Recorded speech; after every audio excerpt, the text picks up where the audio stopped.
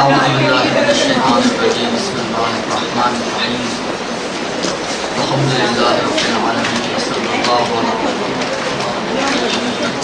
المعصومين ولعنة الدائم ولا أعدائهم أجمعين من الآن إلى قيام يوم الدين أما بعد فقد قال الله تبارك وتعالى في كتابه الكريم وقوله الحق وهو أصدق القائلين بسم الله الرحمن الرحيم فأنما غنمتم من شيء فإن لله خمسه وللرسول وذي القربى واليتامى والمساكين وابن السبيل.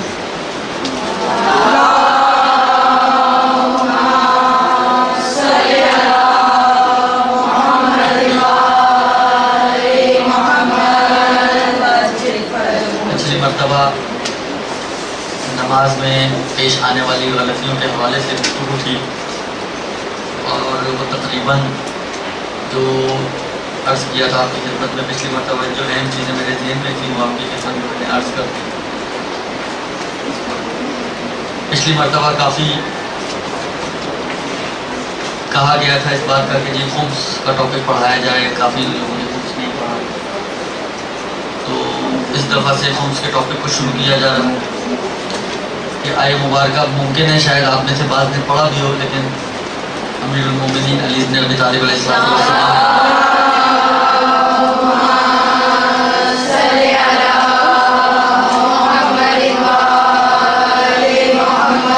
حدیث مولا کی فرماتے ہیں کہ الدرس و حرف و تکرار و الف، ایک کلمہ اگر پڑھیں تو اس کی 1000 مرتبہ تکرار کریں. تو جنہوں نے پڑھی ہوئی ہے ان کی تکرار ہو جائے گی. ویسے ہی آج کل ہمارے حافظ ماشاءاللہ سپر کوالٹی قسم کے حافظ ہیں. کل کا کھایا یاد نہیں رہتا، 2 سال پہلے کا پڑھا ہوا کیا یاد رہا ہوگا. اس لیے اگر پڑھ لیا جائے اور تکرار ہو جائے تو کوئی مذائقہ نہیں. یہ آیت مبارکہ جو آپ کے سامنے میں نے تلاوت کی، ابتدائی طور پہ تمہیداً ایک دو باتیں آپ کی خدمت میں عرض کروں، اور وہ یہ کہ یہ آیت مبارکہ جو آپ کی خدمت میں پیش کی ظاہراً سورہ مبارکہ انفال کی 41ویں آیت ہے، 40ویں 41ویں. فَأَنَّا مِن شَيْءٍ فَأَنَّمَا غَنِمْتُم مِّن شَيْءٍ فَإِنَّ لِلَّهِ خُمُسَهُ وَلِلرَّسُولِ وَذِي الْقُرْبَى وَالْيَتَامَى وَالْمَسَاكِينِ وَابْنِ السَّبِيلِ. انما غنمتم من شيء، جو بھی تمہیں نفع حاصل ہو، فإن للہ خمسہ، تو اس کا 5واں حصہ اللہ کے لیے، وللرسول ولذی القربى، رسول کے لیے، اس کے قرابت داروں کے لیے، والیتامى والمساکین وابن السبیل، یتیموں، مسکینوں اور ابنائے سبیل کے جو سفر میں جن کے پاس خرچ ختم ہو گیا ہو یا مشکلات میں پڑ گئے ہوں ان کے لیے. ابن سبیل ان کو کہتے ہیں. اور روایتوں کی روشنی میں کیونکہ ہم حسبنا کتاب اللہ والے تو نہیں ہیں، ہم انی تارک فیکم الثقلین والے ہیں، تو قرآن و خالی قرآن تو کافی نہیں ہے، قرآن کے ساتھ روایات کو اگر ہم ایڈ کریں اور جمع کریں، ان روایات کی روشنی میں نتیجہ یہ نکالتے ہیں فقہا کہ یہ جو پہلے 3 حصے ہیں، فَإِنَّ لِلَّهِ 1، وَلِلرَّسُولِ 2، وَلِذِي الْقُرْبَى 3، کہتے ہیں یہ تینوں ملا کر سہم امام علیہ السلام اور والیتامى والمساکین وابن السبیل، یہ 3 ملا کر سہم سادات. لہذا فتویٰ ہے تقریباً تمام براجین کا کہ خمس کے 2 حصے کیے جائیں گے، آدھا سہم امام کہلاتا ہے اور آدھا سہم سادات کہلاتا ہے. اب یہ جو تقسیم ہے پھر اس کو کہاں خرچ کیا جائے، جس کو ہم مصرف کہتے ہیں فقہی کتابوں میں، مصرف یعنی خرچ کرنے کے موارد، وہ انشاءاللہ بعد میں آئیں گے، آخر میں آئیں گے. اس سے پہلے عرض کروں آپ کی خدمت میں، کیونکہ نص سے آیہ قرآنی ہے، قرآن نے واضح طور پہ تصریحاً حکم خمس بیان کیا ہے کہ جو بھی تمہیں نفع ملے اس کا خمس نکالو. اس لیے خمس واجبات شریعت میں سے ہے، یہ ناقابل انکار چیز ہے. اگر کوئی اس کا انکار کرے گا تو یہ ضروریات دین کا منکر ہے، اور ضروریات دین کا منکر وہ شرائط جو کافر نجاسات کا جب ٹاپک آتا ہے اور جب کافر کی بات آتی ہے تو کافر کے چیپٹر میں جو ضروریات دین کے منکر کے لیے جو شرائط بیان کی گئی ہیں، ان شرائط کے ساتھ اگر یہ انکار کر رہا ہے تو یہ کافر ہوگا. اور مذہب سے خارج انسان. لہذا کوئی بھی فرقہ خمس کا منکر نہیں ہے.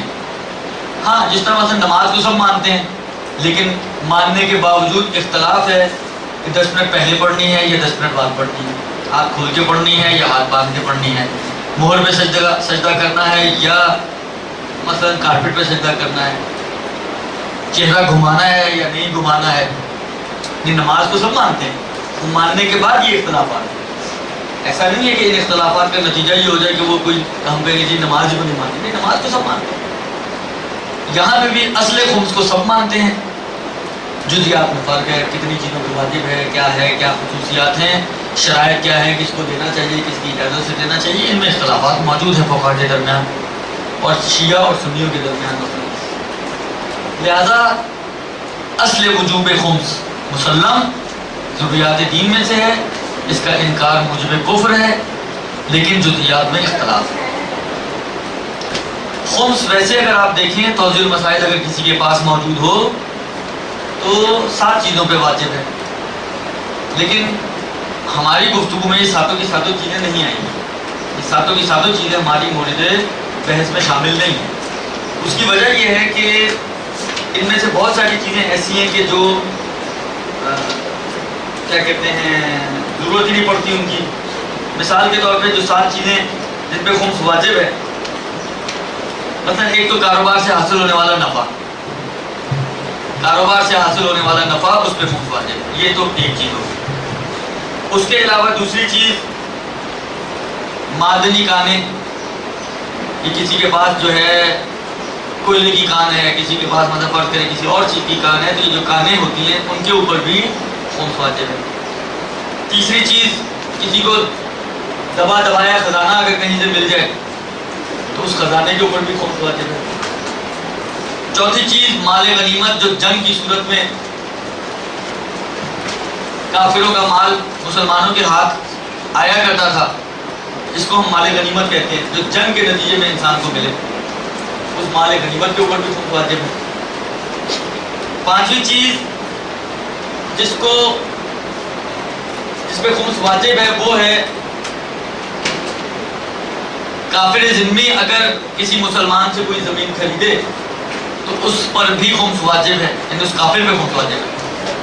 یعنی یہ سمجھے ایک قسم کا ٹیکس ہے اس کے لیے، جیسا پراپرٹی ٹیکس آپ لوگ دیتی ہیں، تو اس کو بھی اگر وہ کسی مسلمان سے زمین خریدتا ہے تو اس خریداری کے اوپر سمجھے اس کو ایک ٹیکس دینا ہے خمس کے نام کا.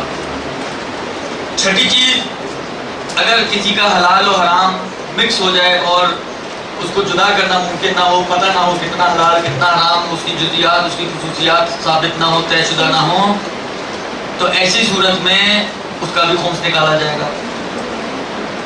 اور آخری چیز کہ جس پر خمس واجب ہے وہ ہے غوطے سے حاصل ہونے والا جواہرات وغیرہ.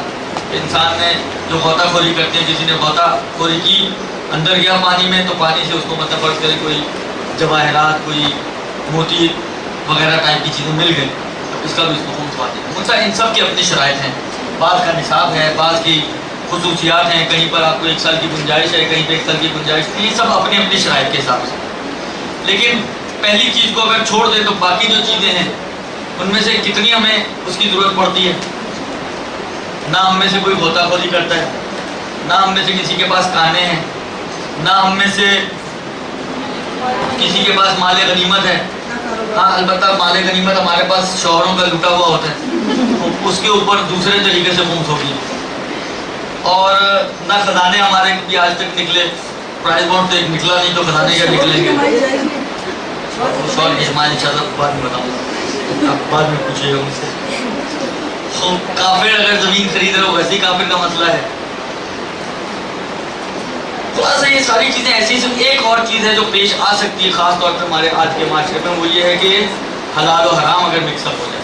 یہ کافی پیش آنے والا مسئلہ ہے. اگر موقع ملا تو انشاءاللہ اس کو ڈسکس کروں گا. جی ہاں جی ہاں، اس کی خصوصیات اور شرائط کے ساتھ. ابھی صرف ہیڈ لائنز ہیں، یہ تفصیلی خبریں بعد میں. یہ جو 7 چیزیں ہیں ان میں سے ایک چیز ہے جو ہمارے کام کی، وہ ہے کاروباری نفع. اچھا کاروباری نفع ہمارے کام کا ہے، لیکن ایک سوال اب یہاں پر جو بہت سارے لوگ پوچھتے ہیں، شاید آپ لوگوں کے ذہنوں میں بھی وہ نہیں ہو تو میں خود ابھار دیتا ہوں، اور وہ یہ کہ اگر آپ پورے قرآن کو ٹٹول لیں تو صرف ایک آیت ہے خمس کی. 6,500 آیات میں ایک آیت ہے جس میں خمس کا تذکرہ ہے، صرف ایک آیت. اور اگر آپ قرآن کو اٹھا کے دیکھیں تو زکوٰۃ کے اوپر تقریباً جس مورد میں صلاۃ کا ذکر ہے، نماز کا ذکر ہے، اس کے پڑوس میں زکوٰۃ کا ذکر ہے. اقیموا الصلاۃ وآتوا الزکاۃ، اقیموا الصلاۃ وآتوا الزکاۃ، زکوٰۃ زکوٰۃ زکوٰۃ زکوٰۃ زکوٰۃ. شاید 70 سے زیادہ موارد زکوٰۃ کے قرآن میں موجود ہے. وہ ایک آیت وہ مثلاً سے 70 آیتیں. جبکہ اگر ہم اپنے معاشرے کو دیکھیں، اپنے علماء کو دیکھیں، علماء کی سیرت کو دیکھیں تو علماء کی سیرت خلاف سیرت قرآن ہے. اب آپ یہ مت کہیے گا کہ وہ تو ہم پہلے ہی بولتے ہیں، علماء جو کہتے ہیں وہ تو کرتے ہی کچھ اور ہیں.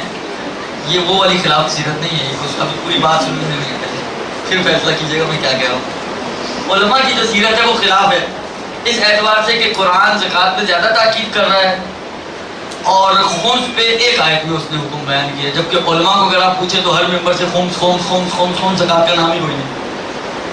آج تک آپ نے کبھی کہیں زکوٰۃ کا کوئی تذکرہ سنا ہو ممبر سے، جہاں پہ جن ممبروں پہ مسائل بیان بھی کیے جاتے ہیں؟ اب وہ تو ہمارے ممبروں پہ مسائل بیان ہی نہیں کیے جاتے، لیکن جہاں پہ بیان بھی ہوتے ہیں کہیں آپ نے زکوٰۃ کا تذکرہ سنا ہو اس ہم و غم سے، اس شدت کے ساتھ جس شدت کے ساتھ لوگ علماء جو خمس کی بات کرتے ہیں؟ نہیں ہوتی. تو یہ ایک اعتراض لوگ کرتے بھی ہیں، لوگوں کے ذہنوں میں بھی آتا ہے کہ جی یہ کیا بات ہے، قرآن تاکید کر رہا ہے زکوٰۃ کے اوپر اور خمس کا صرف ایک آیت میں تذکرہ ہے. علماء تاکید کرتے ہیں خمس کے اوپر اور زکوٰۃ کا ایک دفعہ بھی تذکرہ نہیں. قرآن نے تو پھر خمس کا ایک دفعہ تذکرہ کر دیا، یہ تو ایک دفعہ بھی تذکرہ نہیں کرتے. تو اس کی کیا وجہ ہے؟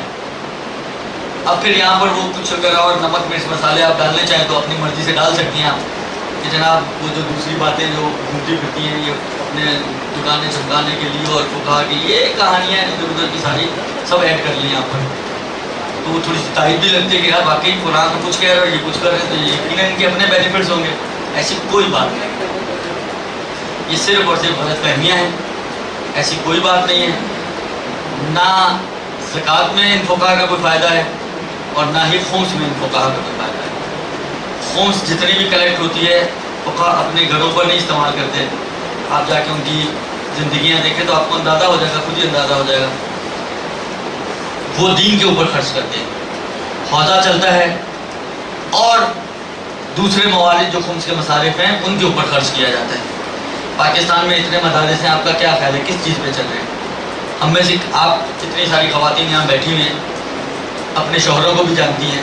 عام طور پہ انسان خاص طور پہ پارٹنرز کا اندازہ ہوتا ہے کہ کھلے دل کا آدمی ہے تو بھی، اور کنجوس آدمی ہے تو بھی، ڈونیشنز دینے کا شوقین ہے تو بھی، اور نہیں تو بھی. تو جو دینے کے بھی شوقین ہیں ان میں سے کتنے ایسے مخیر حضرات ہیں جو ڈونیشن دیتے ہیں جا کے مدرسوں میں، خمس بھی دینا گوارا نہیں کرتے، ڈونیشن تو بہت دور کی بات ہے. لہٰذا ایسی بات نہیں ہے. یہ جتنا بھی دینی سیٹ اپ چل رہا ہے، جتنی بھی دینی خدمتیں انجام دی جا رہی ہیں، اور دین جو بچا ہوا ہے وہ اسی خمس کی وجہ سے بچا. لہذا یہ ان غلط فہمیوں میں مت پڑیں کہ اس میں ان کے اپنے کوئی فائدے ہوتے ہیں. دیکھیں ایک بات یاد رکھیں، ہمیشہ یاد رکھیں، پروردگار عالم نے اس دنیا میں جو ایک نظام قرار دیا ہے، پروردگار عالم خود اس نظام کی خلاف ورزی نہیں کرتا. خدا چاہے تو کم سے کم دینی طالب علم کو یا دینی خدمت کرنے والوں کو یا علماء کو ان کے اندر کوئی ایک ایسی ایک نور کا پکا ہو اور ان کے اندر کوئی ایسی صلاحیت پیدا ہو جائے کہ وہ اصلا دنیا و مافیا سے ہی بے نیاز ہو جائیں، اصلا اکتائے ہوئے ہوں دنیا سے، دنیا بیزار افراد بن جائیں، ان کے سامنے نوٹوں کی گڈیاں لگا دیں تو بھی ان کے نگاہیں نہ اٹھیں. یہ بھی کر سکتا تھا خدا، لیکن خدا نہیں کرتا یہ کام. خدا نے جیسا انسان کو خلق کیا ہے، جن خواہشات کے ساتھ، جن صلاحیتوں کے ساتھ، منتہا خدا نے ایک کام ضرور کیا کہ انسان کو عقل و شعور دیا ہے. لہذا یہ سب کچھ کرنے کے بعد عقل و شعور دے کر حجت کو تمام کر دیا کہ اب تم اپنی مرضی سے، اپنے اختیار سے، اپنے ارادے سے، اپنی خواہش کے مطابق ترقی کی راہوں کو طے کرو اور سعادت کی منزلوں کو طے کرو. جبری سعادت خدا کو نہیں چاہیے. لہذا اس دنیا میں یہی لوگ ہیں جو آگے جا کے علماء بنتے ہیں، یہی لوگ ہیں جو آگے جا کے مجتہدین بنتے ہیں، یہی لوگ ہیں جو آگے جا کے فقہا بنتے ہیں۔ ان میں ہر طرح کے لوگ آپ کو ملیں گے۔ ایک شخص ہے جس نے دینی تعلیم حاصل کی ہے، مگر اس دینی تعلیم کو حاصل کرنے کے بعد بھی اس نے اپنے نفس کی تربیت نہیں کی ہے، امکان ہوتا ہے اس بات کا، مگر رسول کی بزم میں بیٹھنے والے احمد نہیں تھے۔ آپ کتنے ایسے افراد ہیں کہ جو رسول کی بزم میں بیٹھتے تھے، دنوں رات اٹھتے تھے، دنوں رات رسول کی زیارت کرتے تھے، رسول کے پیچھے نماز پڑھتے تھے، رسول کی اپنی ذاتی زبان سے بعض نصیحت سنتے تھے، دین کی باتیں سنتے تھے، مگر کیسے لوگ رسول کے پاس موجود تھے؟ کہ روایت کا جملہ یہ ہے کہ ارتد الناس الا الثلاثہ، بعد الرسول تمام کے تمام لوگ مرتد ہو گئے سوائے 3 افراد کے، یا بعض میں ہے 5 کے، بعض میں ہے 7 کے۔ مشہور روایتیں 3 والی ہیں۔ یعنی اچھا یہاں سے مرتد سے مراد وہ کافر والا مرتد نہیں ہے، مرتد سے مراد یہاں پہ یہ کہ چاہے ایک ہی لمحے کے لیے صحیح، ایک جس کو کہیں ایک شک آ کے ہی گزر جائے اس کے دل میں کہ علی شاید حقیقی وارث نہ ہو رسول کے، چاہے ایک لمحے کا شک ہی صحیح، 3 کے علاوہ سب کے دل میں آئے۔ اب ان 3 کو اگر آپ چھوڑ دیں کہ جن میں مقداد و ابوذر و سلمان ہیں ظاہراً، ان کو اگر چھوڑ دو تو ان کے علاوہ کیا اور جلیل القدر اصحاب کا نام نہیں ہے ہمارے سامنے موجود، جو اس وقت بھی موجود تھے، جب آخر جلیل القدر اصحاب تھے، امیر المومنین کے اصحاب میں سے تھے۔ روایت کہہ رہی ہے بلاخر چاہے ایک ہی لمحے کے لیے صحیح، جس کو کہیں بالکل ایک ہلکا سا خیال آیا اور اس نے جھٹک دیا، آیا بھی کیوں، آنا بھی نہیں چاہیے تھا لیکن آیا اور جھٹک دیا، وہ بھی اس روایت کے اندر شامل ہے۔ خلاصہ یہ کہ پروردگار عالم انہی لوگوں سے کام لینا چاہتا ہے، انہی لوگوں سے اپنے نظام کو آگے بڑھانا چاہتا ہے۔ ان میں اچھے اور برے ہر جگہ پہ موجود ہوں گے، عالم بھی اچھے برے ملیں گے۔ میں نے کہا نا اصحاب میں جب اچھے برے موجود ہیں، اہل سنت کا ایک نظریہ ہے کہ اصحاب کلہم عدول، تمام صحابی عادل ہیں، درست؟ اور پھر اس کے لیے وہ ایک روایت لے کر آتے ہیں اصحابی کا نجوم بأیہم اقتدیتم اہتدیتم، میرے اصحاب جو ہیں وہ ستاروں کی طرح ہیں، ان میں سے جس کی بھی تم پیروی کرو گے نجات پا جاؤ گے۔ کوئی ان کو کہے کہ بھائی ہر ستارہ تو رہنمائی کرنے والا نہیں ہوتا، جائے جا کے جو ستاروں کا علم جانتے ہیں، جو جہاز آپ کے چلتے ہیں وہ انہی ستاروں کے علم کے اوپر چلتے تھے۔ آج کا تو نہیں مجھے پتا ٹیکنالوجی کا، آج بھی شاید یہی ہے، لیکن پرانے زمانے میں تو قطعاً یہی ٹیکنالوجی رائج تھی کہ ستاروں کے ذریعے جہاز، دریائی جہاز اور کشتیاں چلا کرتی تھیں۔ یہ جو کشتیاں چلا کرتی تھیں، آپ بھی آج بھی جا کر دیکھیں اس علم کے اندر، کیا وہ جو ستارہ نظر آئے بس اسی کے ذریعے رہنمائی لیتے تھے، خاص ستارے ہوا کرتے تھے۔ اول تو ہم کہتے ہیں کہ یہ روایت اس طریقے سے نہیں ہے، شاید بعض روایتوں میں لفظ اہل بیت کا نجوم ہے، یا اگر اصحاب بھی ہو تو ہم کہتے ہیں کہ اصحاب سے مراد یہاں پہ یا تو مراد ائمہ علیہم السلام ہے، یا وہی اصحاب سے مراد خاص افراد ہے نا، ہر صحابی، کہ جس طرح وہ صحابی کو اتنے وسیع دائرے میں لیتے ہیں، اور صحابی مراد نہیں ہے یہاں۔ لہذا انہی افراد کے ذریعے پروردگار عالم نے کام کو آگے بڑھانا ہے۔ اس میں اچھے برے ہر معاشرے میں، امیر المومنین کے زمانے میں بھی تھے، امام حسن کی خنجر مارنے والا جو ان کی ران پہ تھے وہ ان کے اپنے صحابی تھے، ان کے اپنے ماننے والے تھے، ان کے اپنے پیروکار تھے، جنہوں نے امام حسن مصطفیٰ علیہ السلام کی ران پر خنجر مارا تھا۔ خلاصہ ہر زمانے میں اچھے برے آپ کو ملیں گے۔ جب ائمہ کے ہوتے ہوئے برے اچھے نہ بن سکے تو آج اتنی 1400 سال بعد ہم کہیں گے جی ہر مجتہد اور ہر عالم جو ہے آپ کو بالکل ایک دم تیر کی طرح سیدھا نظر آئے، اس میں کسی قسم کی کوئی کجی نہ ہو، کسی قسم کی کوئی خرابی نہ ہو، کوئی مشکلات اس کے اندر اخلاقی و کردار کے اعتبار سے یا دین فروش آدمی نہ ہو، یہ نہیں مل سکتا آپ کو۔ اس زمانے میں نہیں ملا تو اب کہاں سے ملے گا؟ اب تو ویسے آزمائش کا زمانہ ہے، غیبت کا زمانہ تو ویسے آزمائش کا زمانہ ہے، تو جب حقیقی زمانے میں نہیں مل سکا جہاں پر ائمہ اور انبیاء موجود تھے، تو آزمائش کے زمانے میں تو بطریق اولا ملنا مشکل ہے۔ زیادہ اس توقع میں آپ پڑھیں نہیں، لیکن ہر جگہ پہ اتنے ایررز ہوتے ہیں۔ آپ مجھے یہ بتائیں دنیا کا کون سا نظام ہے جو ایرر سے پاک ہو؟ ہمارے اپنے معاشرے کے حساب سے امریکہ سپر پاور ہے۔ ابھی میں شیعہ سنی مسلمان کافر کے اعتبار سے نہیں، دنیاوی ترقی کے اعتبار سے بات کر رہا ہوں کہ دنیاوی ترقی کے اعتبار سے اگر آپ دیکھیں تو امریکہ سب سے آگے top on the top of the list ہے، درست؟ خود یہ امریکہ جو لسٹ میں سب سے اوپر ہے، اس کے اندر کیا مشکلات نہیں ہیں؟ آپ دیکھتے ہیں کتنی مرتبہ ہوتا ہے کہ جناب ان کا جو ہے کوئی وزیر، کوئی سفیر، کوئی فوجی جو ان سے الگ ہو جاتا ہے پھر ان کے پول کھولتا ہے کہ جناب انہوں نے یوں کیا اور انہوں نے یوں کیا، اور بکس آتی ہیں، مقالے آتے ہیں، اخباروں میں کالمز آتے ہیں، ان میں بھی یہ چیزیں موجود ہیں۔ تو اتنا بہترین سیٹ اپ ہونے کے باوجود، اتنا بڑا سیٹ اپ ہونے کے باوجود کہ سپر پاور ہے اس وقت امریکہ، مگر اس کے باوجود خامیاں اس میں بھی موجود ہیں۔ تو یہ ہو ہی نہیں سکتا کہ ایک دنیاوی نظام خامیوں سے پاک ہو جائے۔ پروردگار عالم نے ایک آؤٹ لائن دے دی ہے، ان تک چلانے والے ہم ہی آپ ہیں۔ اب اس میں خرابیاں ہو سکتی ہیں، یہ ممکن ہے آپ جو خمس دیتی ہیں ان میں سے کچھ ضائع بھی ہوتا ہو، کچھ کھایا بھی جاتا ہو، یہ تو ہوتا ہے، ہر جگہ پر ہوتا ہے۔ یعنی کوئی ایسی چیز نہیں کہ ہم کہیں کہ یار یہ کھایا جاتا ہے ہمارا خون ضائع ہو جاتا ہے ہم نکالیں گے نہیں، آپ کی ذمہ داری ہے نکالنا۔ شریعت نے آپ سے مانگا ہے۔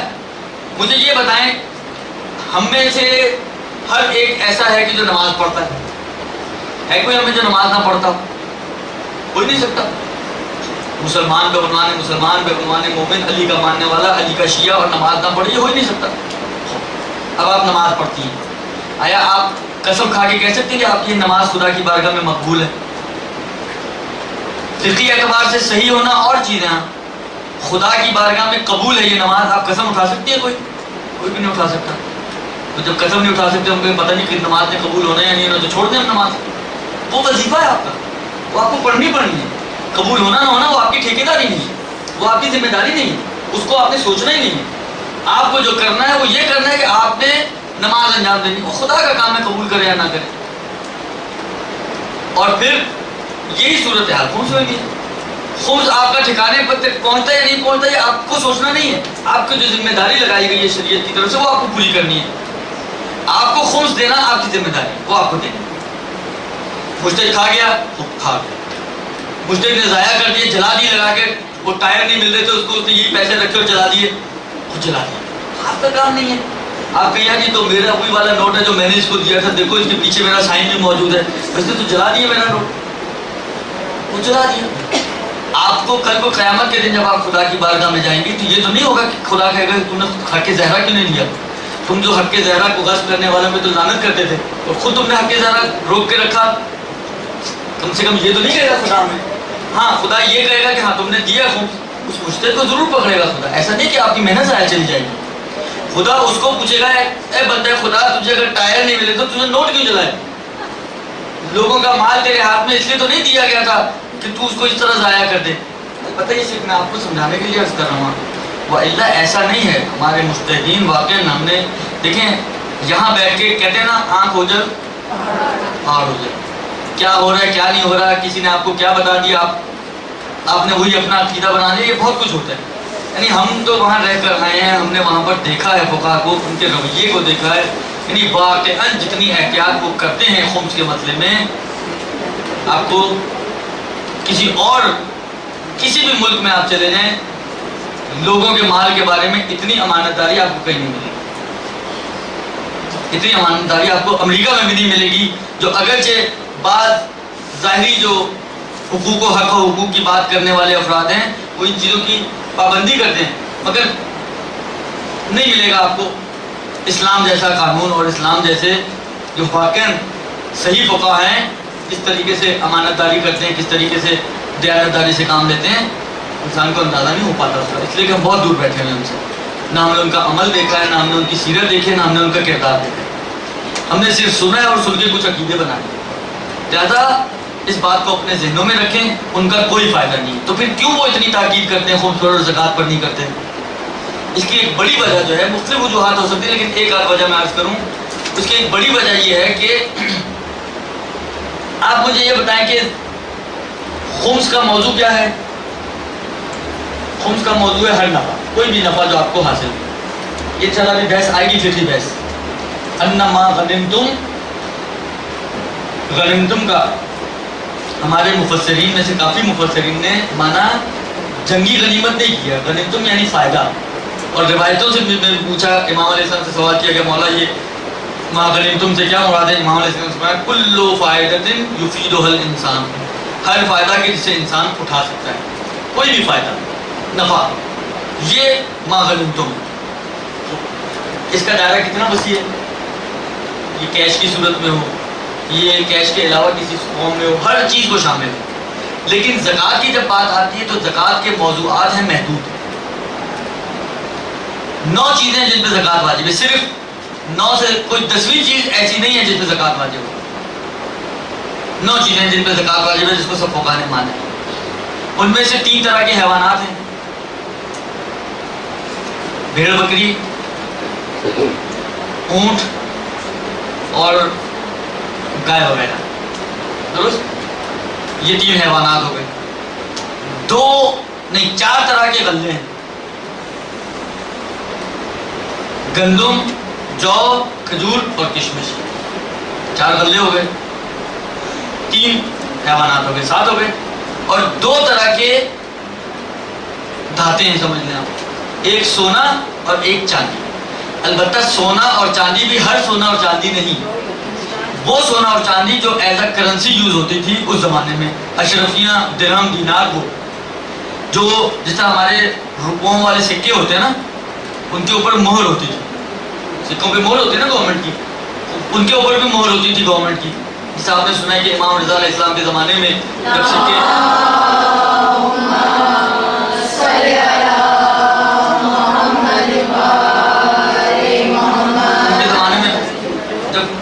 سکے بنانے سے مشورہ کیا گیا تو امام کا پھر نام اس کے اوپر چھپا تھا۔ ایک طرف مہر کی حکومت کی، ایک طرف امام علیہ السلام کا نام تھا، کیونکہ امام علی تھے۔ تو کہنے کا مقصد ہے کہ یہ والا سونا اور چاندی، وہ سونا اور چاندی جو آپ کے پاس زیورات کی شکل میں ہے، اس کے اوپر زکوٰۃ واجب نہیں۔ بس یہ 9 چیزیں ہیں۔ اب میرا آپ سب سے سوال ہے، خاص طور پہ اس شہری علاقے میں، کراچی کی میں ابھی بات کر رہا ہوں، آپ میں سے کتنے افراد ہیں جن میں سے اس 9 میں سے کوئی چیز موجود ہے؟ کوئی ایک چیز بھی نہیں ہے۔ اب میں یہاں بیٹھ کر آپ کو زکوٰۃ کے مسائل کیوں بتاؤں؟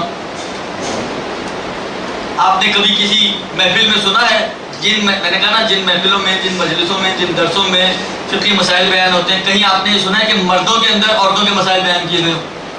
ان کی ضرورت ہی نہیں ہے، اور جب ضرورت ہی نہیں تو ان میں بیان کرنے کا کیا بات ہے؟ بھینس کے آگے بین کیوں بجائی جائے؟ درست؟ خوب یہی صورت ہے، یہاں پہ بھی ہے۔ خوب نہ آپ کے پاس سونا چاندی سکے دار ہے، نہ آپ کے پاس غلے ہیں کیونکہ آپ کھیتی باڑی بھی نہیں کرتی ہیں، نہ آپ کے پاس حیوانات ہیں کہ آپ نے جو ہے وہ حیوان بھی نہیں پالے ہوئے، دودھ نہیں بیچتی ہیں آپ۔ تو ایسی صورت میں اب اگر آپ کو زکوٰۃ کی تاکید کی جائے تو کس بیس پہ کی جائے؟ لیکن خمس کا مورد ایسا ہے کہ ہر گھر کی بیٹھی خواتین کے پاس بھی اس کے موارد موجود ہیں۔ یہ ایک خاص وجہ ہے آج کے زمانے میں کہ مسئلہ برعکس ہو گیا۔ ہاں، پرانے زمانے میں یہ ساری چیزیں موجود ہوا کرتی تھی، ابھی بھی آپ دیہاتوں میں چلے جائیں تو وہاں پہ زکوٰۃ کے مسائل بیان ہوتے ہیں، اس لیے کہ وہاں پہ یہ چیزیں موجود ہیں۔ شہروں میں اس کی بیان نہ ہونے کی وجہ صرف یہی ہے کہ یہاں پہ کوئی چیز موجود نہیں ہے۔ خود جب ہے ہی نہیں، آپ کو کہا جی زکوٰۃ نکالو، زکوٰۃ نکالو، زکوٰۃ نکالو، آگے سے آپ کہیں جی کس چیز پہ نکالو؟ نہ میرے پاس کوئی گائے بھینس ہے، نہ میرے پاس کوئی بکری ہے، نہ میں نے اونٹ پالے ہوئے ہیں، نہ میرے پاس سکہ دار سونے اور چاندی ہے، نہ میرے پاس غلے ہیں، تو میں کس چیز پہ نکالوں؟ آپ کہہ سکتے ہیں کہ جناب یہ بعض اوقات تو یہ گھروں میں تھوڑی بہت کشمش وغیرہ اور گندم جو تو نکل ہی سکتا ہے، مطلب اس کا نصاب ہے، اتنے 100 کلو آپ کے پاس گندم ہونی چاہیے، اتنے 100 کلو تم پورے سال میں نہیں کھاتے ہیں۔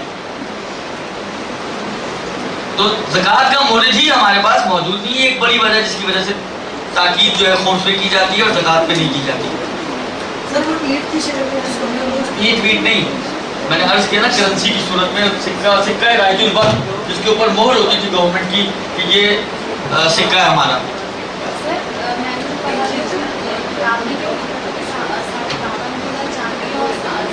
اس شکل میں ہونی چاہیے جو عرض کی، شکل سے مراد ہوئی کوائنز کی شکل میں۔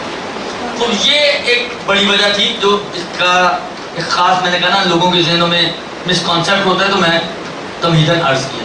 اب ہم چلتے ہیں اپنے اصل مسائل کی طرف۔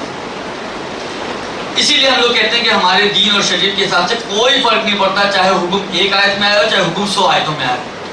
قرآن ہے، حکم اللہ ہے۔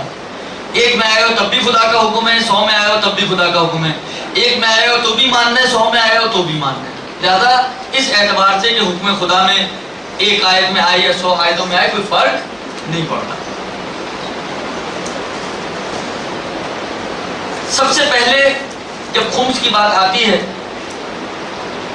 میں نے عرض کیا نا کہ انصاف میں سے ہم سب سے جو پہلا مورد تھا جس کو عام طور پہ بیان تو یوں ہی کیا جاتا ہے کہ کاروباری نفع، لیکن ہم اس کو اس اینگل سے تھوڑا وسیع اینگل سے اس پہ بحث کریں گے، اس لیے کہ بعض فقہ کا نظریہ تھوڑا مختلف ہے۔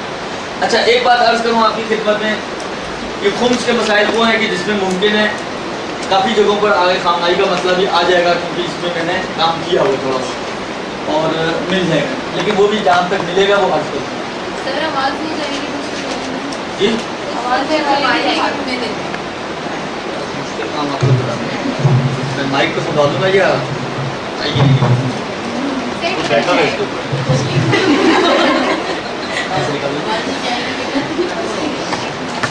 عرض خدمت یہ ہے کہ اچھا دیکھیں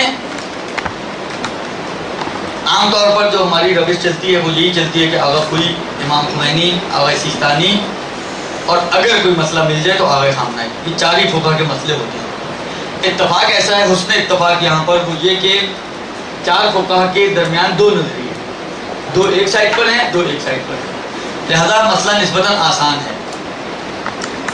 ٹھیک ہے سر میں لا کے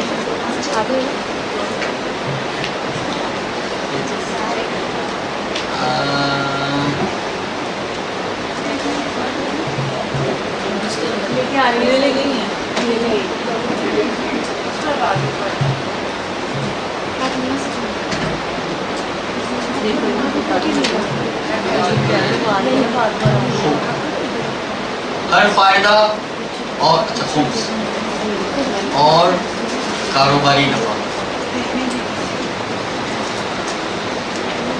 اب دیکھیں پچھلی دفعہ بھی یہ بات آئی تھی جگہ جگہ پر، جی آغا کوئی نے یوں کہا ہے، امام خمینی نے اختلاف کیے ایسے۔ اب کیوں اختلافات ہوتے ہیں وہ میں اس بحث میں بھی نہیں پڑھنا چاہتا، ورنہ ساری کہانیاں ہماری یہیں پہ ختم ہو جائیں گی، وقت ہمارا پورا ہو جائے گا۔ میں صرف یہ اتنا آپ ذہن میں رکھیں کہ خود یہی اسی ادارے کا ایک کتابچہ ہے، اشتہار پر کیے گئے اعتراضات اور ان کے جوابات، اچھا مفید کتابچہ ہے، اس کو ضرور پڑھیں آپ لوگ۔ اس کے آخر میں کافی وجوہات انہوں نے بیان کی ہیں کہ کیوں مجتہد کے فتووں میں اختلاف ہوتا ہے، ایک کافی انسان کا ذہن جو ہے وہ کھل جاتا ہے اور کانسیپٹ کلیئر ہو جاتا ہے۔ تو میں آپ سے گزارش کروں گا کہ آپ لوگ ضرور اس کا مطالعہ فرمائیے گا۔ ابھی اس بحث میں ہم پڑھے بغیر خمس کا موضوع کیا ہے، موضوع خمس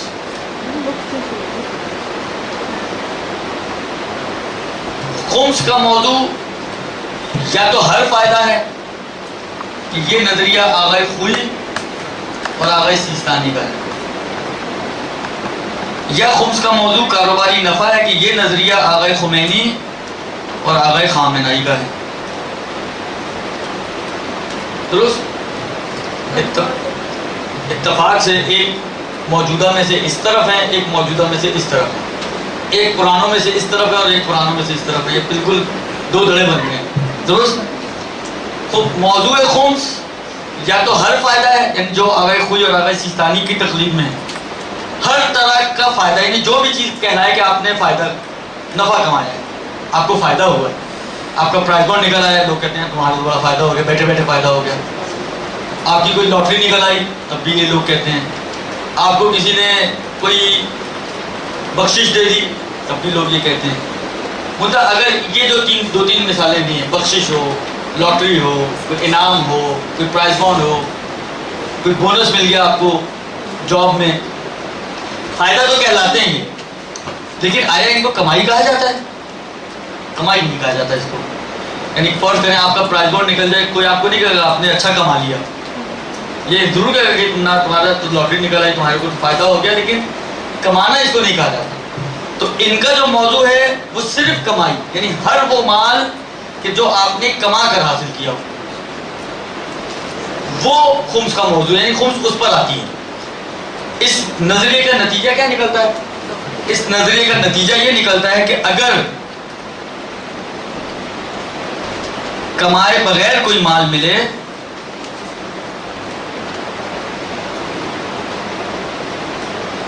تو اس پر خمس ہے یا نہیں ہے؟ خمس نہیں ہے، ٹھیک ہے۔ یہ اس نظریے کا نتیجہ یہ نکلتا ہے۔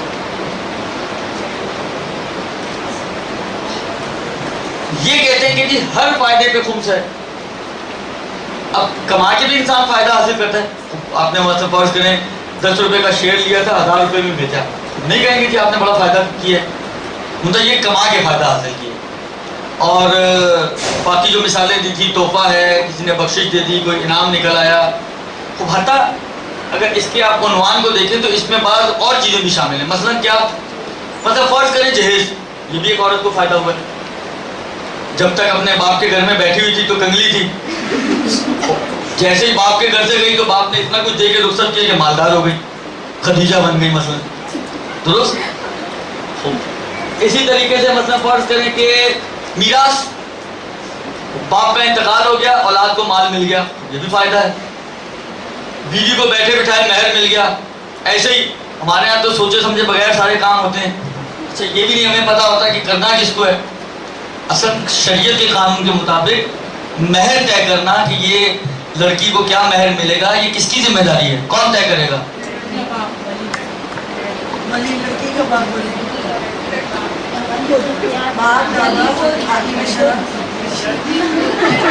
عدول مومنین. اور یہ لڑکی اور لڑکے کو طے کرنا ہے. نہ باپ کو کوئی حق ہے، ہاں گائیڈ کرنا کر سکتا ہے، مشورہ دینے کو دے سکتا ہے. سعادت مند بچیاں ماں باپ کے حوالے کر دیتی ہیں، وہ بھی اچھی چیز ہے. لیکن میں ابھی حق و حقوق کی بات کر رہا ہوں کہ شرعی نقطۂ نگاہ سے یہ کس کا حق ہے؟ شرعی نقطۂ نگاہ سے یہ حق لڑکے اور لڑکی کا ہے. ان کی آپس کی میوچل انڈرسٹینڈنگ کے ساتھ یہ طے ہونا چاہیے کہ مہر کیا ہوگا. اچھا ہمارے یہاں تو میں نے کہا نا یہ چیزیں پتہ ہی نہیں ہوتی. نکاح خان آ گیا، سب آ گیا، بات شروع ہوئی، نکاح خان نے پوچھا جی مہر کیا ہوگا، تو اب اٹھے، اب آنکھ کھلی، وہ نکاح کروں میں. کسی نے آواز دی 555 روپے، 555 روپے، 555 آ گیا تو 555 آ گیا. کسی نے کہا جی 5000 روپے، 5000 روپے. جس نے اچھا کس سے پوچھے پتا چلے پیچھے سے وہ کوئی وہ جو کیٹرنگ والے آئے ہوئے تھے اس میں کسی نے آواز دے دی ہو، تو یہ بھی نہیں پتا ہوتا یہ آواز دینے والا کون ہے، وہی طے کر دیا. یہ مہر طے کرنے کا صحیح اس لیے ہو جاتا ہے کہ بعد میں لڑکی اسی پہ راضی ہو جاتی ہے. کیونکہ جب وہ وکیل جب اجازت لینے جاتے ہیں تو وہ یہی کہتے ہیں کہ اتنے مہر پر اس لڑکے کے ساتھ تمہیں باندھا جا رہا ہے. وہ کہتی ہے ٹھیک ہے، قبول ہے مجھے. عقد کا مطلب یہ ہے، عقد کا لغوی معنی عقد نکاح آپ کہتے ہیں نا، عقد کے لغوی معنی باندھگرہ باندھنے کے. خوب ان میاں اور بیوی کے درمیان جس طرح وہ آپ مثال لائیں تو اچھا ہے، تو جس طرح یہ سمجھے ان دونوں کے درمیان ایک گرہ باندھی جا رہی ہے. خوب عرض خدمت یہ ہے کہ یہ آپ نے مجھے پھنسا دیا. عرض خدمت یہ ہے کہ یہ اصل حق لڑکے اور لڑکی کا ہے. ان کو طے کرنا ہے، ان کو پلاننگ کرنی ہے، ان کو سوچنا ہے کہ مجھے کیا لینا ہے اور کیا دینا ہے. یہ مہر بھی بلاخر میں نے کہا نا جس طرح یہ بیٹھے بٹھائے ہوتا ہے کہ کسی نے کہا حج، وہ حج لکھ دیا اس نے. حج جو جاتے ہیں، اچھا اس کو بھی بیچارے کو نہیں پتا ہوتا کہ کیا میرے اوپر ڈالا جا رہا ہے، اور لڑکی کو بھی کوئی خاص اندازہ نہیں ہوتا. میں نے کہا وہ تو جب مولوی اجازت لینے جاتا ہے تو شاید اس کو اندازہ ہوتا ہے، اس وقت وہ اتنی ٹینشن میں ہوتی ہے. خیر آج کی لڑکیوں کی بات نہیں ہو رہی، پرانے زمانے کی لڑکیوں کی بات ہو رہی ہے جو ٹینشن میں ہوتی تھی. وہ اتنی ٹینشن میں ہوتی تھی کہ اس کو پتہ ہی نہیں ہوتا تھا کس چیز پہ ہاں کر رہی ہے، پھر بھی کر دیتی تھی. تو عرض خدمت یہ ہے کہ یہ طریقہ تو صحیح نہیں ہے، لیکن نکاح صحیح اس لیے ہو جاتا ہے. میں نے کہا نا کہ وہ مولانا جو ہے وہ کیونکہ اجازت لے لیتے تو ٹھیک ہو جاتا ہے. خلاصہ یہ بیٹھے بیٹھے اس کو مثلا لکھ دیا جی 5 لاکھ روپے، اس کی تو لاٹری نکلی نا. اور کیا ہے ہمارے معاشرے میں تو اول تو ملنا تو نہیں ہوتا، اور اگر کبھی خدا نہ خواستہ کوئی عورت، خدا نہ خواستہ کیا اگر کوئی عورت مانگ لے تو وہ تو لالے پڑ جاتے ہیں، جناب یہ طلاق مانگ رہی ہے. مہر کا مطلب طلاق نہیں ہوتا. یہ کس عقل مند انسان نے کہا ہے کہ اگر کوئی عورت مہر مانگے اس کا مطلب وہ طلاق مانگ رہی ہے، یہ اس کو طلاق چاہیے، اس کو فارغ کر دو، مہر بھی پکڑاؤ اور ساتھ ساتھ رخصت بھی کر دو. خوب مہر اس کا ایک حق ہے. یعنی یہ ایسا حق ہے کہ اگر شوہر نے یہ ادا نہیں کیا تو یہ شوہر کی گردن پہ قرضہ ہے. اور جب شوہر کا انتقال ہوگا تو جس طرح اس کے دوسرے قرضے جو اس نے مثلا کاروبار کے لیے یا گھر چلانے کے لیے دوسروں سے لیے ہوں گے، جس طرح پہلے اس کے وہ قرضے اتارے جاتے ہیں، انہی قرضوں کی طرح ایک قرضہ یہ مہر بھی ہے. کتنی کوتاہیاں ہوتی ہیں ہمارے معاشرے میں. جو ہماری سینئر خواتین یہاں بیٹھی ہوئی ہیں ان سے اگر پوچھیں مہر ملا آپ کو، ملا مہر آپ کو؟ مل گیا؟ آپ نے تو خود ہی لے لیا ہوگا، آپ نے تو چھوڑا نہیں ہوگا. آپ لوگوں کو ملا مہر؟ ان کو پتہ ہی نہیں. یہ یاد ہے آپ کو مہر کتنا تھا آپ کا؟ عرض خدمت یہ ہے کہ پتہ ہی نہیں ہے. آسان طریقہ میں ایک دیکھیں، مشکلات ہمارے یہ ہوتی ہیں کہ فقہ سے ناواقفی کی بنا پر، دین سے ناواقفی کی بنا پر، نہ کبھی خواتین نے یہ زحمت گوارا کی کہ چلو شوہر مر گیا تو میں معافی کر دوں، وہ اسی طرح سلسلے چلتے رہتے ہیں. اس کی قبر بالآخر اس کی گردن پہ بوجھ ہے، نہیں جب وہ قیامت کے دن اٹھے گا تو اس بوجھ کے ساتھ اٹھے گا. لہذا یا تو معاف کر دیں، کہانی ختم کریں، یا یہ کہ طلب کر کے قرضہ لے لیں، یا اس کی جو اگر وصیت لکھنے کا وہ کوئی عادی ہو تو اس کی وصیت میں لکھوائیں کہ بھائی یہ بھی لکھو وصیت میں کہ تم نے میرا قرضہ مہر کی صورت میں دینا ہے. خلاصہ یہ طے ہونی چاہیے یہ چیزیں. تو عرض خدمت یہ ہے کہ مہر اس کو مل جائے تو یہ بھی بتا کے اس فائدے کے اندر یہ بھی شامل ہے. اچھا، ان کے نظریے کے مطابق مہر، میراث، تحفہ، کوئی بھی چیز اس میں شامل نہیں ہے خمس کے موضوع میں. ان کے نظریے میں ساری چیزیں اس کے اندر شامل ہیں. اچھا، جب ان کے نظریے میں شامل نہیں ہے تو ایکسیپشن کی ضرورت بھی نہیں ہے، استثناء کرنے کی ضرورت نہیں ہے، کیونکہ پہلے ہی شامل نہیں ہے تو استثناء کس کو کرنا ہے. اس نظریے کے مطابق کچھ چیزوں کو استثناء کیا گیا اور ایکسیپشن لگائی گئی ہے ان کے ساتھ کہ اگرچہ وہ فائدہ تو ہیں لیکن ان پر خمس واجب نہیں ہوتا.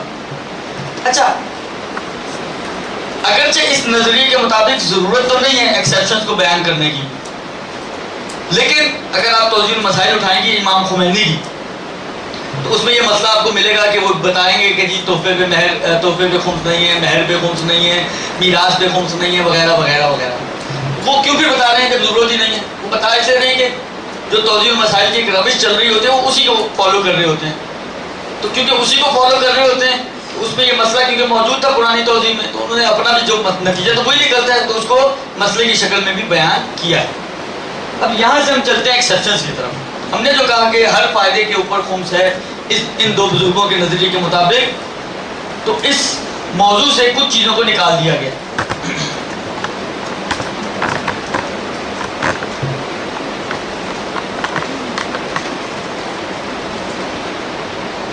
ابھی جو ہمارا مسئلہ ہے، اصل مسئلہ خمس کا موضوع، اور موضوع ہمارا ہر فائدہ یا نفع. درست؟ اس سے سوائے، یعنی اس کی ایکسیپشنز کی وجہ نہیں، سوائے اس کے کہ وہ فائدہ ایک مہر ہو. لہذا عورت کو جو مہر ملتا ہے جو 555 روپے اس کو ملیں گے، اس 555 روپے پہ خمس واجب نہیں ہوگا. چاہے وہ 100 سال بھی اس کے پاس بغیر استعمال کے پڑا رہے اس پہ خمس واجب نہیں. یہ ایک چیز. دوسری چیز،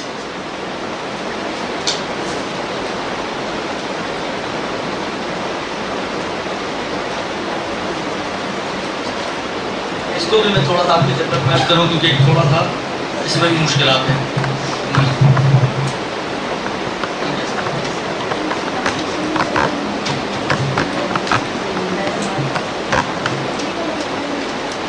عرض خدمت یہ ہے کہ دیکھیں اس میں کوئی شک و شبہ کی گنجائش نہیں ہے کہ شریعت اسلام میں مباح چیزوں میں سب سے مبغوض اور ناپسندیدہ چیز خدا کی بارگاہ میں وہ طلاق ہے. طلاق مرد بغیر کسی سبب، بغیر کسی وجہ کے بھی، مثلا فرض کریں ایک شخص آفس سے آیا، آ کے اپنی بیوی کو اس نے ایک لیٹر دیا، وہ سمجھی کوئی پروموشن لیٹر آیا، اس کو کھول کے پڑھا تو پتہ چلا طلاق نامہ تھا. دے سکتے ہیں. پوچھے جی میرا قصور کیا؟ کہتا ہے کوئی قصور نہیں ہے، تم بہت اچھی بیوی ہو، تم جیسا اس روئے زمین پہ کوئی نہیں ہے، جو بھی ڈالو اس نے مارنے سے مار دیے، مگر تم آزاد ہو. کر سکتے ہیں. مطلب یہ انتہائی ناپسندیدہ چیز ہے. بعض روایتوں کے مطابق عرش پروردگار عالم لرز اٹھتا ہے ایسی طلاقوں سے. لہذا طلاق کو اسلام نے اور شریعت نے کسی بھی طریقے سے پسند نہیں کیا. اسی وجہ سے ہمارے یہاں اہل سنت سے بالکل برعکس مسئلہ ہے. نکاح آسان ہے ہمارے یہاں، طلاق مشکل ہے. طلاق کو مشکل اسی لیے کیا گیا کہ ہر بندہ آنکھ منہ اٹھائے اور طلاق دیتے یہ حال نہ ہو جائے. لہذا طلاق کی شرائط سخت ہیں اور کڑی ہیں. اتنی سخت اور کڑی شرائط نماز میں نہیں ہے. اس کی وجہ یہی بیان کی جاتی ہے علماء کی طرف سے کہ خدا نہیں چاہتا کہ ایسے ہی جو گھر آباد ہوئے وہ گھر فضول میں برباد ہو. لہذا اس کی سخت شرائط ہے. بس خدا چاہتا تو نہیں ہے کہ کوئی طلاق دے، لیکن خدا یہ بھی نہیں چاہتا کہ اگر کوئی شخص پس رہا ہے یا کوئی عورت پس رہی ہے یا کوئی مرد عورت کے ہاتھوں پس رہا ہے تو وہ اپنی زندگی اسی طرح پستے پستے ہی گزار دے. ہاں کرے صبر تو اچھی چیز ہے، صبر اچھی چیز ہے، کوئی برائی نہیں ہے صبر میں، لیکن حتیٰ بعض روایتوں میں کہ پروردگار عالم کچھ افراد کی دعا کو قبول نہیں کرتا. ان میں ایک وہ شخص ہے کہ جو بغیر زحمت اٹھائے خدا سے روزی مانگتا ہے. گھر میں بیٹھے ہوئے خدایا مجھے روزی دے دے، تو خدا ایسے آدمی کی دعا قبول نہیں کرتا. ایک اور شخص جس کی دعا خدا قبول نہیں کرتا وہ یہی انسان ہے کہ جو اپنی بیوی سے پریشان ہو، اس کی بیوی نے اس کے ناک میں دم کیا ہوا ہو، حد سے زیادہ پریشان کیا ہوا ہو، طلاق دے سکتا ہے مگر خدا سے دعا مانگ رہے کہ خدایا مجھے اس سے نجات دے. ایسی عورت کے لیے بہتر چیز ہے کہ وہ صبر کرے تاکہ وہ جناب زہرا سلام اللہ علیہ کے ساتھ محشور ہو سکے.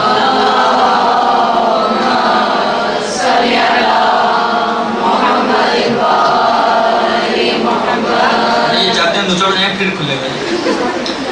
عرض خدمت یہ ہے کہ روایتوں میں ہے کہ وہ عورتیں کہ جو جناب زہرا کے ساتھ محشور ہوں گی اور ان کے سائے تلے محشور ہوں گی، اس میں ایک عورت ہوئی ہے کہ جس کا شوہر اس پر ظلم کرتا ہو اور وہ اس کے ظلم پر صبر کرتی ہو. درست؟ عورتوں کے لیے برعکس ہے مسئلہ. دیکھیں یہ بھی آپ کی خدمت میں عرض کروں، ظلم نہیں ہے.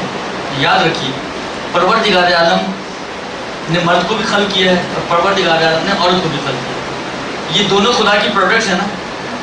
خدا کو اپنی پروڈکٹس کے بارے میں زیادہ پتہ ہے کہ کس کے اندر کیا کوالٹیز میں نے قرار دی ہیں. عورت کے اندر کتنا صبر کا مادہ ہے اور مرد میں کتنا صبر کا مادہ ہے.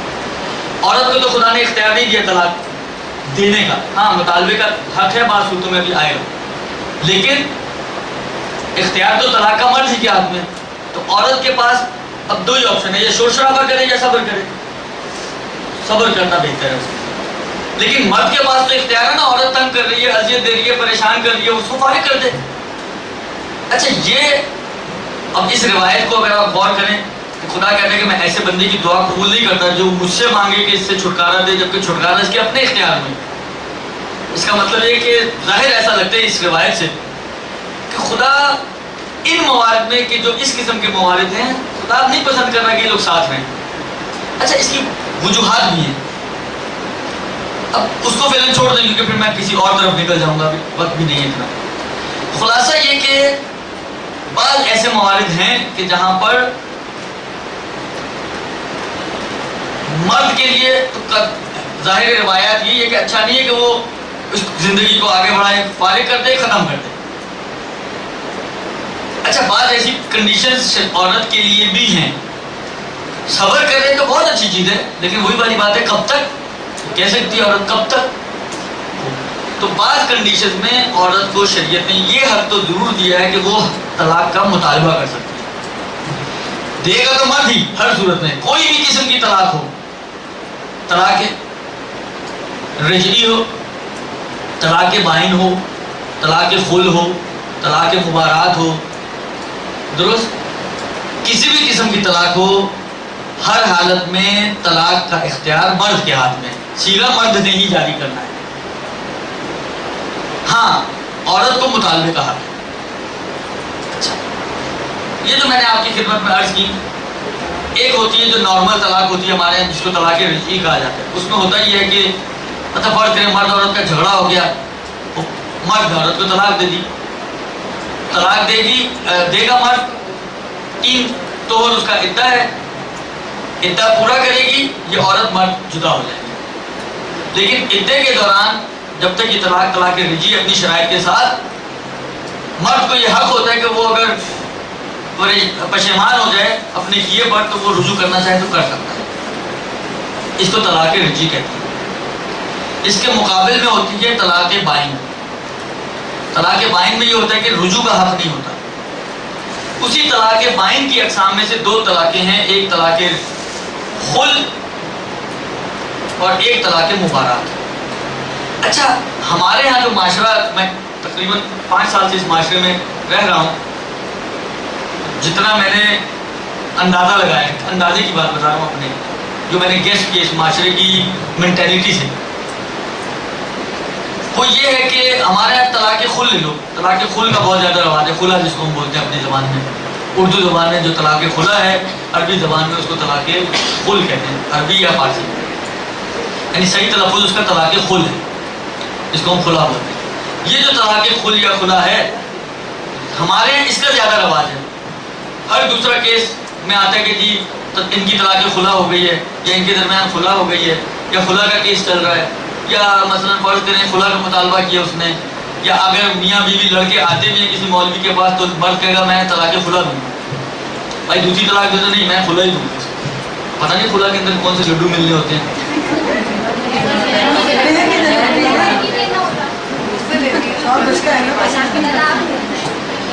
یہ بات صحیح ہے کہ طلاق خلا میں عورت کو بخشش دینی ہوتی ہے، عورت کو بخشش دینی ہوتی ہے، نتیجتاً وہ بخشش مرد کہہ سکتا ہے کہ اپنا مہر مجھے معاف کر دو، مسئلہ یہ کہ جس کے 555 روپے مہر ہے وہ کیا معافی کروائے گا اس 555 روپے کی؟ خیر فطری اعتبار سے وہ اس سے زیادہ کا بھی مطالبہ کر سکتا ہے، لیکن وہ یہ کہہ سکتا ہے کہ بھائی تم مجھے مہر معاف کر دو تو میں تمہیں طلاق دے دوں گا۔ یہ بات آپ لوگوں کی صحیح ہے، لیکن اس کی دوسری شرائط بھی تو ہیں۔ صرف مہر بچانے کے چکر میں وہ یہ کہ جی میں نے طلاق خل دینی ہے، ایسا تو نہیں ہو سکتا۔ اس کی اپنی شرائط ہیں، جب تک وہ ساری شرائط پوری نہ ہوں وہ طلاق خل ہوتی ہی نہیں ہے۔ اگر صیغہ خل کے ساتھ پڑھی بھی جائے تو وہ کافی نہیں ہے، واقعی نہیں ہوگی، اس لیے کہ اس کا مورد ہی نہیں بنا، اس کا موضوع ہی نہیں بنا۔ اس کی اہم ترین شرطوں میں سے ایک شرط یہ ہے کہ البتہ یہ کہا جاتا ہے کہ بلی جو ہے شیر کو درخت پہ چڑھنا نہیں سکھاتی، لیکن میں آپ لوگوں کو سکھا رہا ہوں۔ لیکن بہرحال دیکھیں بعض چیزیں ایسی ہوتی ہیں، یہ بات آئی اس لیے میں ایک جملہ اور عرض کرتا ہوں، بعض چیزیں ایسی ہوتی ہیں کہ فیصلہ مجھے بینی و بین اللہ والا کرنا ہوتا ہے، میں ہوں اور میرا خدا ہے۔ اپنے خدا کو حاضر ناظر جانتے ہوئے میں لوگوں کو تو بیوقوف بنا سکتا ہوں، خدا کو تو نہیں بنا سکتا نعوذ باللہ۔ لہٰذا مجھے فیصلہ اپنے اور اپنے خدا کو حاضر ناظر جانتے ہوئے کرنا ہے کہ آیا یہ ایسا مورد ہے یا نہیں۔ میرا کام مسئلہ بتانا ہے، میں آپ کو مسئلے سے مس گائیڈ تو نہیں کر سکتا، جو ہے وہ بتانا پڑے گا مجھے۔ اس کا اصل مسئلہ یہ ہے کہ اصل جو اہم ترین شرطوں میں سے کہ جس کی بنا پر طلاق خل بنتی ہے وہ یہ ہے کہ عورت مرد سے اتنی نفرت رکھتی ہو کہ وہ اپنے حقوق زوجیت انجام دینے سے انکار کر دے۔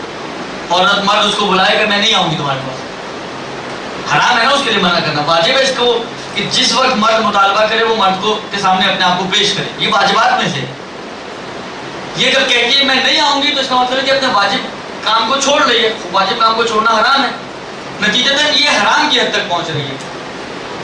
یہ اتنی نفرت ہو اس کو اپنے شوہر سے، کتنے ہمارے پاس کیس آتے ہیں، یہاں پیچھے آپ کے ہماری ایک فاؤنڈیشن ہے خاتم الانبیاء کے نام سے، اس میں لوگ آتے ہیں مسائل ڈسکس کرنے، وہ ہمارے دوست ساتھی علماء حضرات بیٹھتے ہیں جو لوگوں کے فقہی مسائل بیان کرتے ہیں، طلاق کے کیسز بھی آتے ہیں، کتنے موارد ایسے آتے ہیں مرد آ کے کہتا ہے، ابھی اتفاق سے آج کل بھی ایک کیس آیا، کہتا ہے میں نے طلاق خل دینی ہے۔ عورت سے پوچھو کہ اگر فرض کرو وہ تمہیں بلائے اور تمہاری جو مشکلات ہیں وہ حل کر دے تو چلی جاؤ گی؟ کہتی ہاں میں چلی جاؤں گی۔ اس کا مطلب ہے تنفر تو نہیں ہے اس کے اندر، وہ جب نفرت ہی نہیں ہے اس کے اندر، وہ تو صرف پریشان ہے اس کی حرکتوں سے، حرکتیں صحیح ہو جائیں، نفرت اس کے اندر دل میں تو نہیں ہے، وہ جانے کے لیے تیار ہے، یہاں کہاں سے طلاق خل جاری ہو سکتی ہے؟ ہو ہی نہیں سکتی۔ اور طلاق خل کے لیے یہ بھی شرط ہے کہ نفرت یک طرفہ صرف بیوی کے دل میں ہو۔ اگر شوہر اور بیوی دونوں ایسی نفرت رکھتے ہوں تو پھر یہ طلاق خل نہیں بنے گی، پھر بھی مبارات بن جائے گی، وہ طلاق کی ایک دوسری کیٹیگری ہے۔ یہ مشکلات ہیں، یہاں ہر کسی کو شوق ہوتا ہے طلاق خل کا، تو طلاق خل نہیں بننا تمہارا مورد نہیں۔ وہ جو ابھی میں نے عرض کیا تازہ ایک کیس آیا ہے، اس کی مشکل ہے، وہ ڈٹا ہوا اس بات میں نے طلاق خل دے دی ہے، اور اس کی بیوی کہتی ہے اب مشکلات حل کر دیں، میں اس کے ساتھ جانے کے لیے تیار ہوں۔ کیسے طلاق خل جاری کروا دیں اس کی؟ تو یہ ایک اس کو سمجھیں آپ لوگ کہ طلاق خل، دیکھیں شریعت میرے اور آپ کے ہاتھ کا کوئی کھلونا تو نہیں ہے، جو ہے وہ ہے، جو واقعیت میں نے کہا نا ابھی خدا کو حاضر ناظر جانتے ہوئے آپ کو فیصلہ کرنے کا آیا واقعی میرے دل میں اس شخص کے بارے میں ایسی نفرت ہے یا نہیں، صرف واقعی اس کی حرکتوں سے عاجز ہوں، یہ حرکتیں ٹھیک کر لے تو میرے کو اس سے کوئی ذاتی کوئی نفرت نہیں ہے، اگر نہیں ہے تو پھر طلاق خل نہیں ہو سکتی، تو طلاق رجیع دینی پڑے گی۔ خوب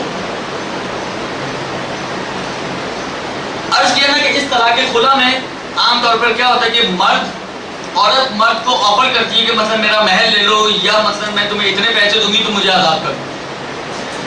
عورت کی طرف سے عوض اور معاوضے کی دعوت ہوتی ہے۔ اگر مرد قبول کر لے اور اس کو اس عوض لے کر طلاق دے دے تو اس میں مرد کو حق رجوع نہیں ہے ابتدائی طور پر۔ جب مرد کو حق رجوع نہیں ہے تو یہ جو مال اس کے ہاتھ میں ہے، فرض کریں اس نے کہا صحیح ہے مجھے 25,000 روپے دے دو تو میں تمہیں آزاد کر دیتا ہوں۔ اس نے کہا ٹھیک ہے 25,000 لے لوں، 25,000 روپے اس نے لا کے اس مرد کو دیے، مرد نے اس کو طلاق دے دیا اگر یہ خل کا مورد بن رہا ہو تو۔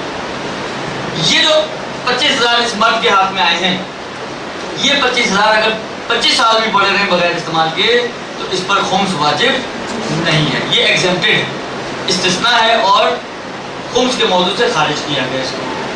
بس دوسری چیز جس کے اوپر خمس واجب نہیں ہے وہ طلاق خل کا عوض ہے۔ نہ مہر کے اوپر خمس ہے، نہ طلاق خل کے عوض کے اوپر خمس ہے۔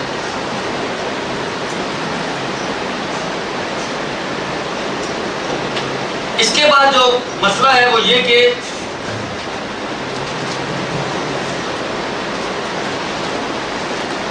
تیسری استثناء کہ جس کے اوپر خمس نہیں ہے، وہ بعض فقہا نے اس کو مانا ہے۔ مثلا آغا سیستانی نے یہ کہا ہے کہ اگر دیت کے طور پہ کوئی مال ملے تو اس پر بھی خمس نہیں۔ آغا خمینی، کوئی ان کی تعبیرات میں اور ان کی عبارتوں میں یہ پیسہ موجود نہیں ہے، لیکن اب میرا سوال آغا خمینی نے نہیں لکھا اس کو، آغا خوئی نے نہیں لکھا، درست؟ آغا خمینی نے نہیں لکھا کہ دیت کے مال پہ خمس ہے یا نہیں ہے۔ آپ سے سوال میرا، ہوگا یا نہیں ہوگا آغا خمینی کے نظریے کے مطابق؟ یہ طے شدہ چیز ہے کہ آغا خمینی کے حساب سے اس پہ خمس نہیں ہوگا، آغا خامنائی کے حساب سے اس پہ خمس نہیں ہوگا، اگرچہ انہوں نے بیان نہیں کیا لیکن روشن ہے، کیوں؟ اس لیے کہ ان کا نظریہ ہے کہ خمس صرف کمائی پر ہوتا ہے اور وہ کمائی نہیں ہے۔ لہذا آغا خمینی، آغا سیستانی اور آغا خامنائی ان تینوں مراجع کے مطابق دیت وغیرہ کے طور پر ملنے والے مال پر بھی خمس واجب نہیں ہے۔ آغا خوئی کے حساب سے کیا ہوگا؟ فائدہ تو ہوا نا، ٹانگ ٹوٹی، کسی نے ٹانگ توڑ دی اور دیت بھی دے دی۔ آغا خوئی میں استثناء نہیں ہے، لہذا آغا خوئی نے ان دو کو تو استثناء کیا لیکن دیت والے مال کو استثناء نہیں کیا، نتیجتاً اس پر آغا خوئی کے حساب سے خمس ہوگا۔ اچھا کب ہوگا یہ بات کا مسئلہ نہیں، ابھی صرف یہ بات ہو رہی ہے کہ ہے یا نہیں ہے، یعنی خمس کے موضوع میں شامل ہے یا خمس کے موضوع میں شامل، خمس اپنی شرائط کے ساتھ اس پر لاگو ہوگا، وہ شرائط ابھی بعد میں ہے۔ یہ ہو گئی تین چیزیں۔ اب چوتھی چیز شروع کرتے ہوئے مجھے ڈر لگ رہا ہے، پہلے میں سوال دیکھوں کیا ہے۔ ایک بیوہ عورت جس کا کوئی ذریعہ آمدنی نہیں ہے، صرف شوہر کی پینشن پر گزارا ہوتا ہے، مگر ان کے پاس 3 لاکھ روپے فکس رکھے ہیں، تو کیا انہیں خمس دینا ہوگا اور کتنا دینا ہوگا؟ دیکھیں ابھی تو بسم اللہ شروع کیے، خمس کی ہم نے، ابھی بائے بسم اللہ پر ہیں ہم، تو تھوڑا آگے بڑھ لیں تو اس کا نظریہ آپ کا مسئلہ خود ہی حل ہو جائے گا۔ عرض خدمت یہ ہے کہ چوتھی چیز جس کو فقہ نے کہا ہے کہ اس پر خمس واجب نہیں ہے وہ ہے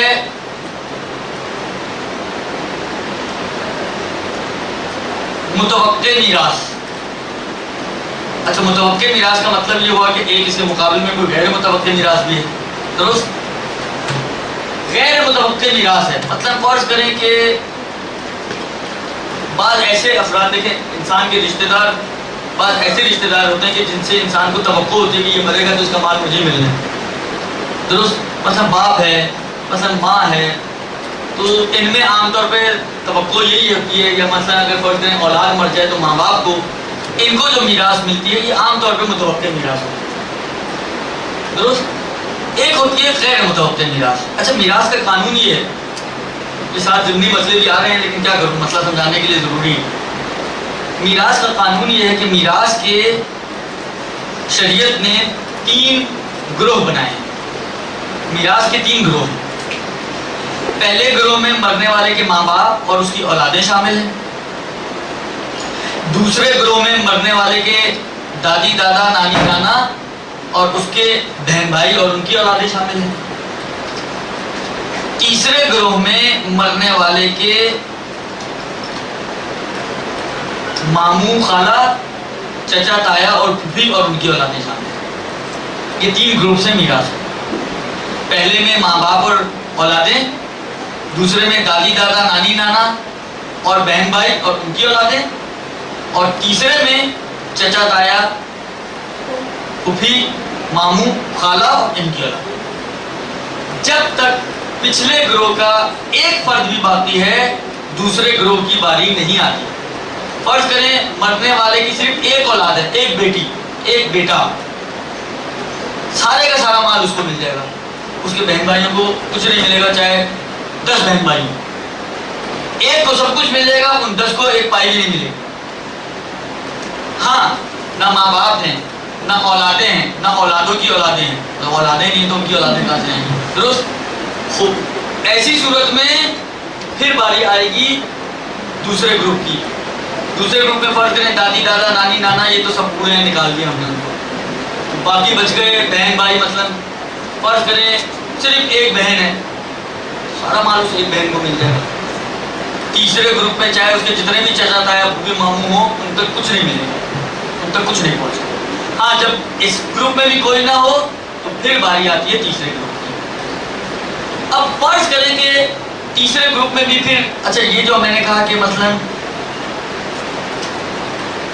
اور ماں باپ اور اولادیں، تو اولادوں کی اولادیں بھی شامل ہیں. لیکن اولادوں کی اولادیں یعنی پوتا پوتی وغیرہ اس وقت شامل ہوں گے کہ جب اپنی اولاد نہ ہو اس کی، یعنی وہ مر چکی ہے اور صرف پوتا پوتی باقی ہے. اگر فرض کریں بیٹا بھی موجود ہے اور بیٹے کا بیٹا بھی موجود ہے تو بیٹے کو ملے گی لیکن بیٹے کے بیٹے کو نہیں ملے گی. یہی چیز بہن بھائیوں میں بھی ہے. دوسرے گروپ میں بہن بھائی اور اس کی اولادیں تھیں. اگر بہن بھائی موجود ہے تو پھر اولادوں کو کچھ نہیں ملے گا، اولادیں بہن بھائی نہ ہونے کی صورت میں. تیسرے گروپ میں چچا تایا وغیرہ اور ان کی اولادوں کو اس وقت ملے گا جب چچا تایا وغیرہ نہ ہو.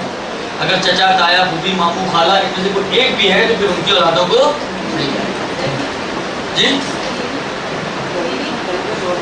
بیوی ہر گروپ میں شامل ہے، بیوی کو تھوڑی چھوڑا جا سکتا ہے. بیوی کو نکال دیا تو پھر تو گھر سے نکل گئے. میراث کے مسئلے نہیں پڑھ رہے، وہ میراث کے مسائل میں انشاءاللہ. عرض خدمت یہ ہے کہ میں صرف وہ مسائل ادھر ادھر کے لے کر آتا ہوں جو مسئلہ سمجھانے میں جس کی ضرورت پڑے. اب اگر آپ اس میں آگے کہانیاں شروع کر دیں گے تو پھر تو خمس کہیں رہ جائے گی، میراث شروع ہو جائے گی. عرض خدمت یہ ہے کہ فرض کریں آپ کا کوئی انڈیا میں ایسا رشتہ دار ہو کہ آپ اس کے تیسرے گروپ کے بھی فرض کریں کزنز وغیرہ میں کہیں جاتی ہوں اور اس کے خاندان میں مثلا اس کے بہن بھائی بھی تھے، اس کے ماں باپ بھی تھے، سب موجود تھے خاندان والے. تو آپ کو کتنی توقع ہے کہ اس کی میراث آپ کو ملے گی؟ کوئی توقع نہیں ہے. جب تک ماں باپ موجود ہیں، بہن بھائی موجود ہیں، اولادیں موجود ہیں تو آپ تک کہاں پہنچے گی؟ ان تک ایسا زلزلہ ہے کہ سب برباد. اب سب کو مارنا ضروری ہے تاکہ آپ تک پہنچے کچھ. درست. یا بقول ان کی کوئی بم دھماکہ ہو گیا جس میں سارے ہی شہید ہو گئے. اب کیا ہوا؟ آپ تک ایک خط پہنچا کہ جناب فلاں صاحب جو تھے، جو آپ کے کسی طریقے سے گھومتے پھرتے رشتہ دار بنتے تھے، ان کی ساری دارائی، ان کا سارا مال و اسباب آپ کے حوالے. یہ اور بات ہے کہ وہ سن کر ہی آپ کا بھی ہارٹ اٹیک نہ ہو جائے. آپ کو یہ بھی تو ہوتا ہے نا بعض اوقات. عرض خدمت یہ ہے کہ یہ میراث جو یہ غیر متوقع میراث ہے، اس کے اوپر تقریباً فقہا نے کہا کہ احتیاط واجب یہ ہے کہ اس کا تو خمس دینا ہی ہوگا. مدت جب آپ کے ہاتھ میں آئی ہے تو آیا فوراً دینا ہے یا 1 سال بعد دینا ہے، یہ مسئلہ بعد میں آئے. بس اس کے اوپر خمس ہے نہیں، یہ خمس کے موضوع میں احتیاط کی بنا پر شامل ہے. اس کے مقابل میں متوقع میراث، اس کا مطلب یہ ہوگا کہ جو میں نے عرض کیا بہن بھائی ماں باپ یہ سارے قریبی رشتہ دار کہ جن کا عام طور پہ توقع ہوتی ہے کہ یہ اب جائے گا تو اس کی میراث مجھے ملے گی، تو اس صورت میں یہ والی جو میراث ہے یہ ایگزیمپٹڈ ہے اور اس پر خمس واجب نہیں ہے. میراث کے مال پر یہ مشہور ہے ہمارے مطلب کہ میراث پر خمس نہیں ہے. اس میراث پر ایسی میراث جو متوقع میراث ہے اس کے اوپر خمس واجب نہیں ہے. البتہ اس کی بھی چند صورتیں ہیں کہ وقت تقریباً کافی ہو چکا ہے. پہلے یہ بتائیں کہ یہاں تک کوئی چیز، یہاں تک اتنی بات ہوئی ہے، ادھر ادھر کی نہیں. اس میں سے کوئی چیز سمجھ میں نہ آئی ہو یا پوچھنا چاہتی ہوں تو پہلے وہ پوچھ سکتے ہیں آپ لوگ. جتنا پڑھا ہے اس کی بات کرتے ہیں. تنخواہ آپ کس کی تکلیف میں؟ تو آپ کا کیا خیال ہے تنخواہ پہ ہونا چاہیے نہیں ہونا چاہیے؟ ابھی تک جو پڑھا ہم نے اس کے حساب سے ہونا چاہیے نہیں ہونا چاہیے؟ آغا سیستانی تو ہر فائدے کو کہتا ہے تنخواہ بھی تو فائدہ ہے آپ کا، اس میں جو بچے گا اس پہ حکم ہوگا. کہنا یہ بھی بات ابھی چل رہی ہے، ابھی پوری اس کی شرائط نہیں ہے، بس یہاں تک کوئی مشکل نہیں آپ کو. اس کو پھر یہیں تک رکھتے ہیں کیونکہ اگلا مسئلہ اگر میں نے شروع کیا تو پھر آپ لوگ دعائیں کریں گے کہ یہ کب ختم ہوگا. وہ تھوڑا لمبا ہے، اس کو انشاءاللہ اگلے ہفتے آپ کی خدمت میں کروں گا. صلی اللہ علیہ وسلم.